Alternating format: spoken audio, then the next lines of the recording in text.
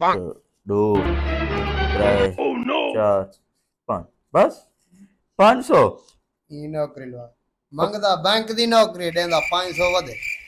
और 500 रुपया तो मेरे को नाक देते में। हाँ दिमल जी उसमें पीर उसमें खलीफे चलो खैर है बिया हाँ। आवे सी ये गा बुणी थी गया बुणी जय जय आ हक अल्लाह हक उन्हें को बिया आवे सी लोग लखा देने ने 500 दे दे तो नौकरी बदल खलीफा गाल तो तेरी ठीक है जय 500 भला नौकरी लगती है। जय ऐसी होए ये आदे अल्लाह करे कूड़ होवे 500 जरूर होवे।